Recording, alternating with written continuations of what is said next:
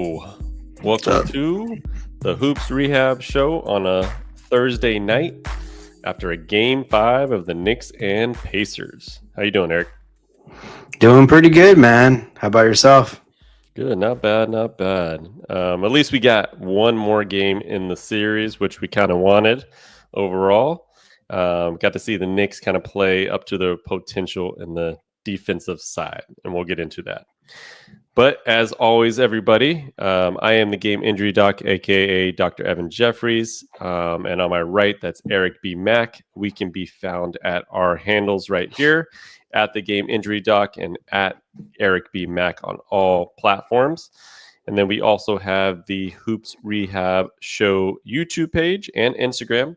So please follow and subscribe to those pages. And then, as always, after the live stream, we will upload this as a pod. So if you missed the live, download the pod on Apple Music or Spotify or however you get your podcast. And that is the Hoops Rehab Show. And as always, everybody, please comment on YouTube, Twitter, Instagram, and we'll try to get to those comments throughout the show. We love interacting when you guys are passionate about your team or just asking questions.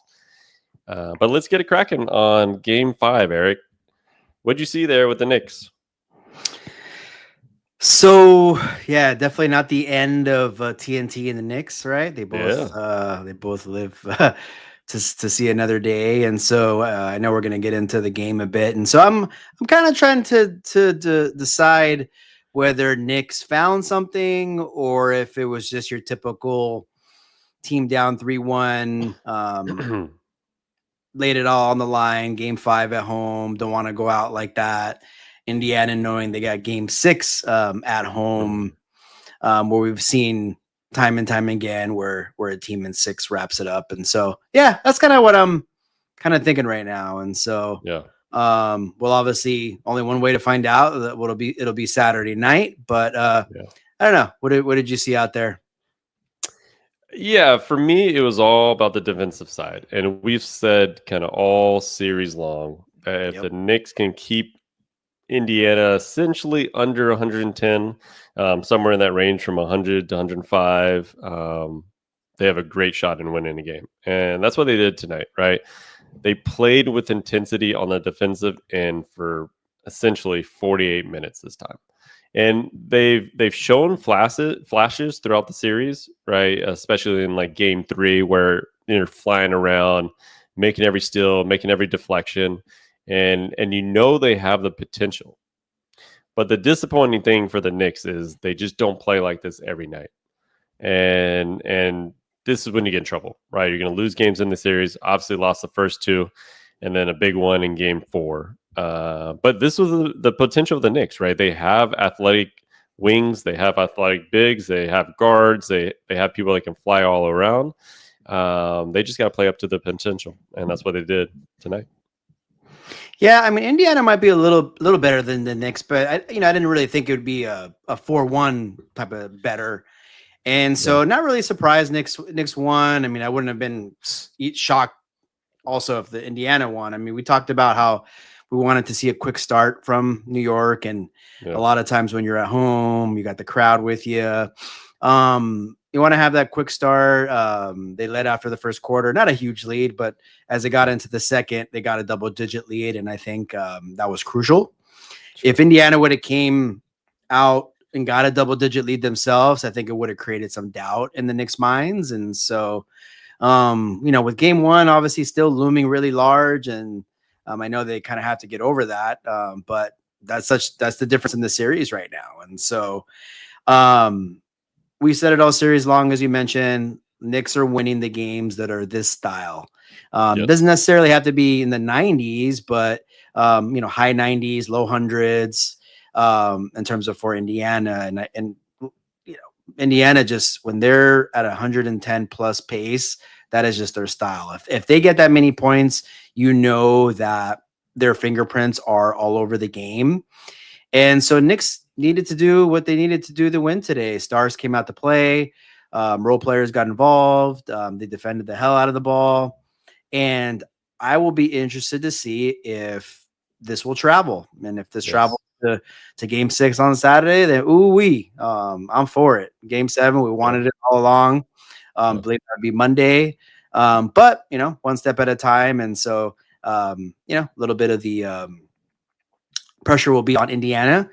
But yeah, I mean, Indiana's got to play better. I know Haliburton didn't have a game that he's been having all series long. And so when there is a kind of a funky game like this, when you look at the stats, you kind of really don't it's not as impressive. If you look up and down the stat sheet on their ball club, it's not a pretty sight. So obviously Knicks earned it, and they just played a lot better tonight. Yeah, I'm trying to decide back and forth whether or not this is how the Knicks went to Boston and won Game 5. Yeah. Right, and then came back in. I'm sorry, Boston won Game 5, and then when it came back to New York, and New York kind of clinched it with like a pretty easy victory. So yeah, it happens. I don't think it's going to be like that. I think the Knicks found something as far as on the defensive side, and so they know if they play this style, they can win a game. Now you got to give credit where their stars are. Jalen Brunson and Karl-Anthony Towns became the second player or the first duo since Shaq and Kobe to score 20 plus points each in the first 5 games of the conference finals. So you got to give them some credit with their stars are playing, and they're playing really well in this series. But everything's always going to rely on their defense. And if Indiana runs that pace up and they get into the 115, 120s, likely that is an Indiana game. But I do want to see. I want to see if the Knicks really have it in them to go into Indiana, win Game 6, and push it to a Game 7. And I think a Game 7 in New York will be mighty interesting and a lot different than last year's Game 7 when they played Indiana. Because at least Indiana has experience. They've won a Game 7 from them. But this team will be a lot different because they're healthy. The New York Knicks.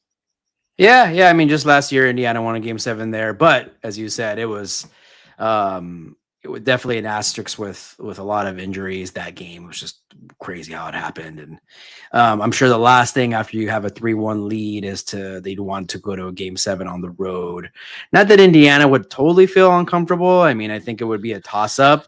But again, on the flip side, if you're down 3-1, New York knowing that they gave away Game 1, knowing that in all games except maybe Game 2 that they were really pretty much in it and had a chance to win, knowing that Jalen Brunson, I mean, he does what he does, he's going to get 30 plus. We talked about Cat. I think it's been a pleasant surprise. He just has to stay on the floor. He's been in foul trouble all series long, and I mean, I guess part of it could be, hey, he's at least he's aggressive and not being passive, on the defensive end. But he's also got to make some smart decisions because if he this is one of those series where they've done better with him on the floor. And I know we talked about that when he was benched in the fourth quarter a few games ago. And so, yeah, man, if it goes to 7, shoot, like Knicks are going to feel like they're in a good spot. And so that would be fun to see. But Game 6, you're right. Is it going to be kind of similar to the Boston and Knicks series where Boston, just like the Knicks tonight, weren't going to go out like that? Home game. We're not going to lose at home. So be it if we lose in 6. That's what we'll be looking out for. And I think we'll know early. If we see Indiana extend that lead, you can pretty much probably say goodnight. Kind of similar to Minnesota last night in Oklahoma. Again, hopefully some of those things that they did tonight translate to tomorrow or on Saturday. And hoping at least for another good game, because this series has obviously been a lot better than the one we saw in the West. Every game has been, more like, I don't want to say tight. There's been some double-digit victories, but like I feel even tonight, Indiana, when they got within like 10 or so, I'm like, oh no, right? Like you feel like they're about to come back. Sure. And so that doesn't always happen in series. So it's been a good one for sure. Yeah, I think it's going to boil down to Tyrese Haliburton. Right. I think he obviously didn't come out to play tonight. And the 2 losses that they've had against the Knicks, he's been under 11 assists. Right. So he had in that Game 3, he had 7 assists. Tonight he had 6 assists. And if he's not doing his usual playmaking ability, then Indiana's not going to be where they're going to be at, right? They only play up to their potential when he's swinging the ball to everybody and running the show. So I think he's going to have to come out in Game 6, either it's our time to really go to the finals, because they know that going back to New York, that is not a positive thing for them. I think that would be a very, very difficult environment this year, especially with this squad having Karl Anthony Towns this year and having that second person behind Brunson that can just attack. And we've seen Karl Anthony Towns take over fourth quarter, right? We've seen him take over these games, and so you've had those two guys knowing that in a Game 7. That is, to me, I think if it got to a Game 7, the Knicks would definitely be the favorites at that point. Yeah, I would imagine so. At home, back 3-1, all the momentum, they would definitely be the favorite. And so for a Game 6 for Indiana, Tyrese Haliburton, it's got to start with him. And so sometimes his points are misleading, because like you think of like we've been really talking about him a lot because he's been playing great, and so he's had some games where he's had 30 plus 20, high 20s, but it's just, that's not, especially for him, like a true point guard, which we talked about last night, pass first point guard. We're not necessarily looking for like those huge point numbers, but like, as you said, those assists, that playmaking. I mean, at the end of the day, he averaged in the regular season 18, and then he's averaging 19 in the postseason. Yeah. But it's kind of interesting because he's either had like really high, because for him to average 19, I know he's had a handful of like 30-point games. So that tells me that he's had a handful of way lower than 30 points, right? Like tonight, 12 to 15, somewhere in that range sometimes, where he just doesn't get that involved in it. And I think he needs at least that. Like he can't, like they do need his offense a bit. They don't need him to get 30. And if he does get 30, I think it's over for the Knicks. But he can't have 6 to 8 points because, he's got to keep that defense honest. When they're scoring that $110, $115, $120, it's definitely when he's around the 20 plus mark and he's getting others involved. And so, yeah, I think when you see an Indiana loss or win, the first thing you can look at is how Haliburton did. And I got a feeling he's going to have a good game. He usually bounces back, especially at home. They see what's in front of him. Finals appearance, right? Home game in Indianapolis. They know Game 7's on the road, so they're going to be ready. And Knicks are going to have to play a hell of a game to win it. Yeah, definitely. And they're going to need their other role players to really step up. Like Nate Smith had a pretty awful game today, and he didn't play as many minutes, right? He only played 16 minutes, and he was 1 for 8. I think they found something in Benedict Mathurin, right? The last 2 games, right? I mean, he's getting another game comes in, and tonight he had 23 points, right? So 23, yeah. Get to the foul line. They're definitely getting some aggression out of him. He's getting to the foul line a lot, and his points are coming in bunches. But I'm a little concerned with the Pacers just based on I feel like they're still a little young and kind of inexperienced, right? So do they have the clutch gene to kind of shut off this series? And if I had to kind of trust a team or players, like I would almost trust some of those New York guys right now versus Indiana. And I know Indiana has shown a lot throughout the series. They've shown some maturity. They've shown ways to like win games, to outrun them in the fourth. But in the playoffs, a lot of times it boils down to your superstars. And to me, the superstars are on the Knicks, right? So I don't know. Going into Game 6, Knicks have that. They have to use that to their advantages. We got some guys, we got some dogs that know how to get a bucket when we need one, and we have to rely on our defense in order to get to the next step. Yeah, Knicks will have payback on their mind. So just talked about last year, Knicks probably should have won the series and lost the last couple of games.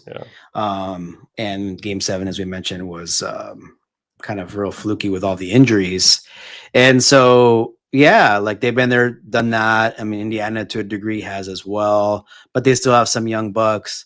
Like, that's a good point. It's like, I know Rick Carlisle will have them ready, but it's like, you couldn't understand what's in front of you, as I mentioned earlier, but to really, really know, like, game 6 is our game 7. Mhm. We don't want to. The next plane we get on, we got to go to Oklahoma, not to New York, right?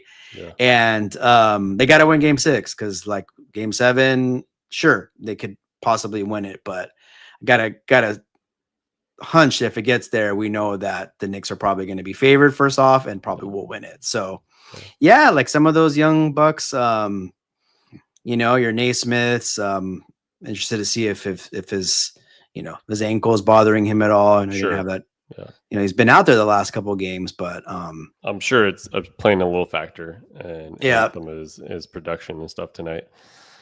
So, and then as far as like Indiana does have some leaders, like they have like a Siakam, right? He's been there, he's won a championship, but I think of Siakam, I don't think of him being a demonstrative leader, right? Like he's not going to get in anybody's face. He's not going to he's a very quiet, probably more of a passive leader, maybe a locker room guy where he's trying to motivate you that way, but you don't see any of that really too much on the court, right? So that's what concerns me when you get into like a big game like this, like a game 6, like they got to have that energy, and you got to see some people talking. I need Tyrese getting in people's. I just need to see some more action out of him. And tonight they were just completely flat, and you can't have that on your home court in Game 6. Yeah, because just kind of looking through the roster, kind of thinking who's going to be that dog. And I mean, we talked about like Benedict a little bit. Yeah, he seems to kind of have it in him.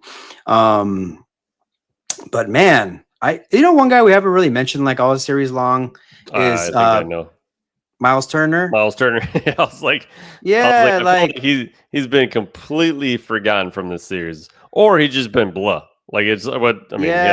Tonight was a pretty awful game. I know. I'm kind of like quickly wanting to like look at the stats really quick, just because I'm like, wait a second, like don't tell me he's quietly been having some stinkers, but let's see here. I mean, again, we don't expect the world, obviously, but when you need like a big, like he doesn't have like a big game this series, I think, and that can come in many ways. I mean, look, he's had some, game 3, he had 19 in a loss, but maybe like I'm just thinking of like guys that I see that are like demonstrative out there. He tends to seem to have a voice, so maybe somebody like him who's been around for a bit now, he's a little bit of a vet. And so that it's I don't know. Well, we'll see. It's still Indiana's to lose, just because you'll take any day being up 3-2 in a series, going home to game 6. That's typically when you're the road, when you don't have home court advantage in a series. That's kind of like let's whatever, whoever in 6, right? That's just like usually what we say, and so it's right in front of them. But I mean, hey, like you don't want to just give up games. Like it's you give somebody a little bit of confidence. I think the confidence of the Knicks was a little shattered after game 1, and then through game 4, and so now it's got to be up a little bit, and so we'll be interested to see what team we see. I do think the Knicks have found something with starting Mitchell Robinson, because if you think about Indiana, they're not particularly big, right? Miles Turner is their big, and he's not a rebounder whatsoever, right? I mean, he averages probably, if I had to look at his average, it's probably 5 rebounds a game. 6 rebounds. But like in the series, he's not getting many rebounds, right? So he's getting out rebounded by Cat and Mitchell Robinson easily almost every night. And then essentially their backup is Tony Bradley, and then he got injured tonight, and then you have Thomas Bryant. So you really they aren't that big. Like it just, that's what concerns me a little bit with this new lineup. And if you think about it, with this new lineup, the Knicks are 2-1. If you had to just wash out the 0-2 that they started with, right? Yeah. They are 2-1 with this lineup, and 2 of those 3 games they've held the Indiana Pacers to a lower amount of points, which obviously has helped them win the game. So if I'm a New York fan, that's to me the biggest positive that they could have done in the series was make that change. And Josh Hart is playing crazy defense when he comes into the game, feels a little more energized. He's still getting his 34, 33 minutes a game, but you're just getting it from the bench and getting some production from the bench that way. Yeah, no, I mean, he's getting his 33, 34 minutes, but like in the last couple of years, he's been playing like 46 minutes. And like, True. I mean, Yeah. anybody like that, like, I mean, I get it. He's probably in the best shape ever, but it had to hurt him in end of games and things like that. And so Yeah. I think, like, as you mentioned, changing that starting lineup, and then it allows Hart to be a little fresher throughout the game. And then they've also extended that rotation, as we mentioned a couple games ago. They're continuing to do that, which is, again, since they've been doing that, they've been 2-1 as well. Yeah. And so I look for that to be more the same, game 6, having their guys rested as much as you can for a big fourth quarter. And so I anticipate it, hopefully it's a close game. And hopefully in the fourth, it's, within a few points or so. And I think with this new strategy, that Knicks feel confident that if one thing is not going to happen, is them being gassed at the end of the game. Yeah, for sure. And now if you had to just choose it, who you got in game 6? So after the 2 games, I said Indiana's going to win it in either game 4 or game 6. So I'll have to stick with Indiana. Just I think they gave up game 5, which I kind of thought could happen. And yeah, I'm going to go just based on history and just kind of what I'm seeing out there. I think they finish them off in 6. True. What about yourself? I got the Knicks in game 6. I feel like they found something with this lineup and Mitchell Robinson and Cat kind of going big. I think that just brings a different defensive presence. And I'm going to go with Cat and Jalen Brunson getting that 20-plus again and making it 6 straight games in the conference finals and then pushing it to a game 7 in Madison Square Garden on Monday night. That's what we want to see. That's what we want. I think I know that probably people at least want to see game 7 because game 7s are fun. I just think that they've at least found a solution of how to get a victory in this series, and I'm a roll with that. Yeah, Monday night, interesting. I'm surprised they didn't kind of plan it out where you have a game 7 on a Sunday, but obviously them playing Saturday, it's not going to happen. So, yeah, I mean, that was what I think we signed up for that, when the series started. And so, like, us not being a fan of either, like, we want to see the best series possible. And yeah, that'd be amazing because I know it would be just a crazy atmosphere. And we're one step away from it. Knicks are going to probably have to play their best game of the season, or at least the playoffs, to do it. And we'll see. Very, very much possible. Yeah, definitely. All right. So I wanted to touch on Anthony Edwards a little bit. I know we talked about OKC a lot yesterday after their victory, but I wanted to see what your thoughts on Anthony Edwards moving forward into next season at his young age of 23 still, right? It feels like he's been in the league forever, but he is only 23. Yeah, it's crazy. And what kind of lessons he learned from this season and kind of losing again in the conference finals, and what naturally the steps he needs to kind of get through the hump of losing in the last 2 years. Yeah, yeah, Minnesota had their exit interviews today, and we wanted to talk about it because we, have respect for Anthony Edwards' game, and we see him as being one of the next, if not right now, one of the bigger, superstars in the league. And so when a player like him has like those failures, so to speak, like where he has a successful run in the playoffs and just fizzles out later on in the playoffs, like the Western Conference Finals, we start to think like, hey, what's next? And we know like a lot of these greats, Kobe even a bit, we know LeBron definitely, Michael Jordan, right? Not to say that he's going to be like exactly like those guys, but the trajectory with him being 23 is right there. And there's always like just those moments that they go through these tough moments and bounce back.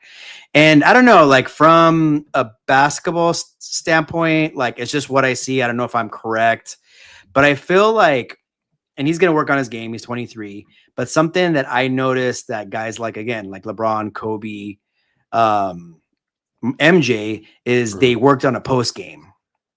And so I feel that a lot of his action kind of starts from top of the key, where it's a little bit easier to zone in on him, where it ultimately forces him to shoot a tough, outside shot or a drive and a kick.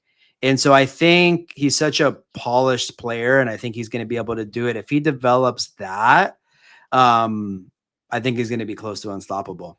I don't know what you think about that. Yeah, no, that's a great point. All the greats have always come back from the offseason with something else in their bag. And I think he needs to take that into consideration, and just look at it in the likes of what Kobe did, what Jordan did, and hey, what is the weakest part of my game? And I think at times Anthony Edwards' strength is the fact that he's so cocky and he talks a lot of trash, but at the same time, that could be his downfall. And how he gets too cocky. He's pretty arrogant. He has a lot of brass. He has a lot of confidence in himself. But I felt like this series, like when he got into it and knowing who he was playing, that wasn't there.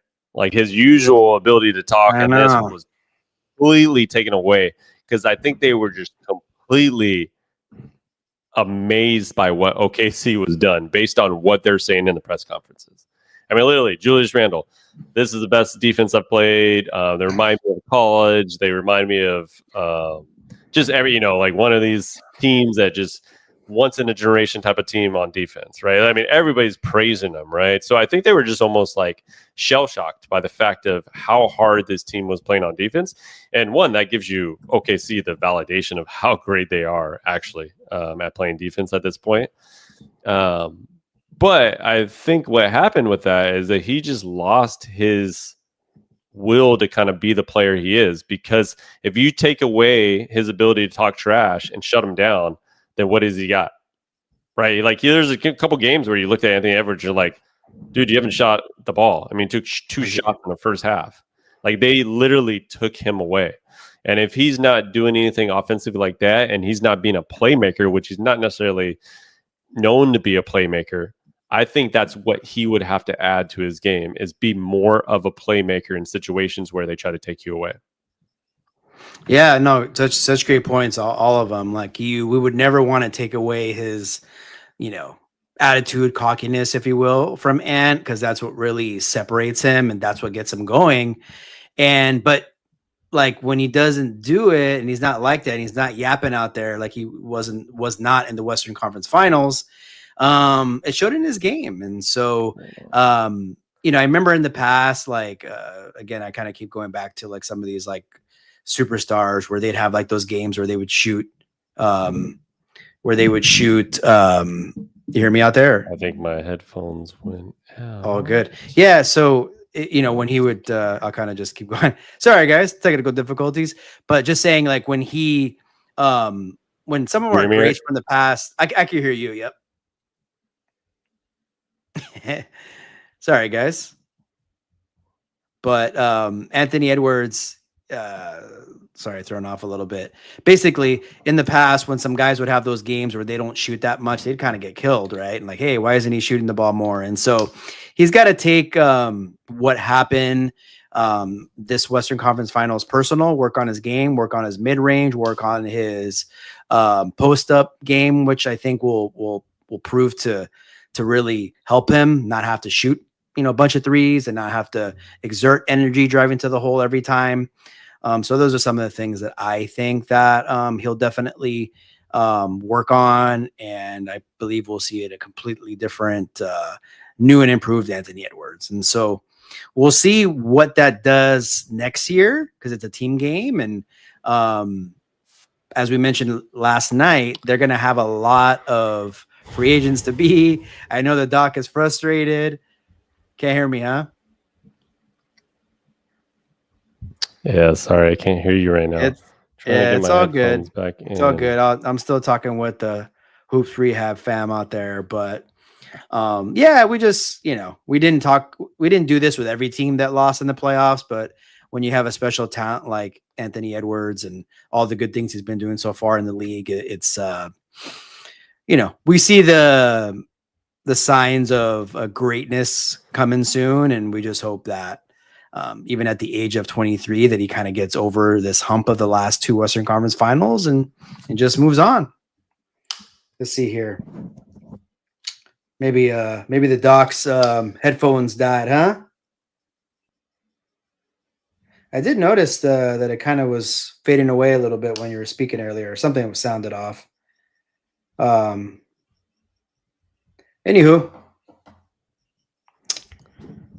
what do we got? Log out here. Yeah, that's fine. We might it might kill us if he logs off, but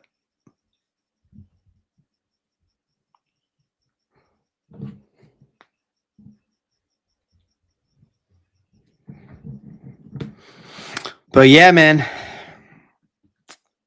Still can't believe the Lakers lost to Minnesota the way they did.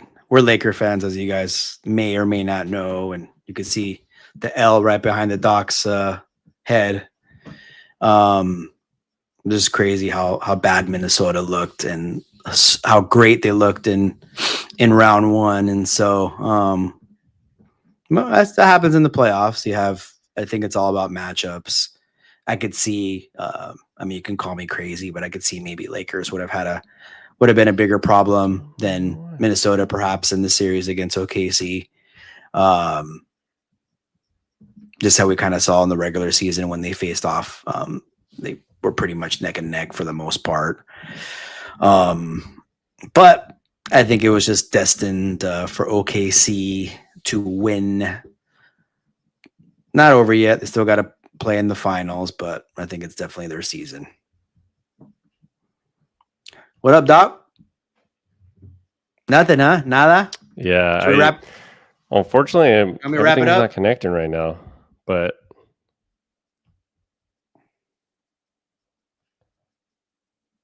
let me see here.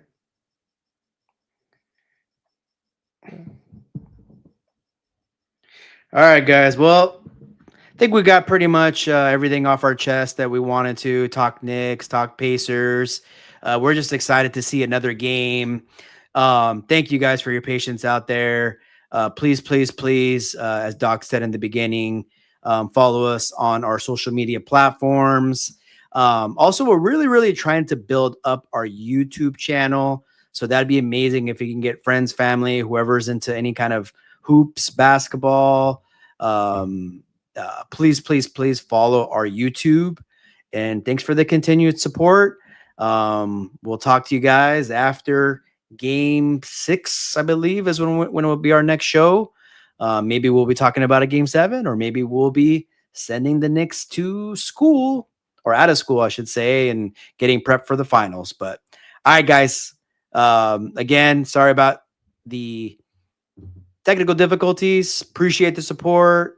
Hoops Rehab Show is out. Peace.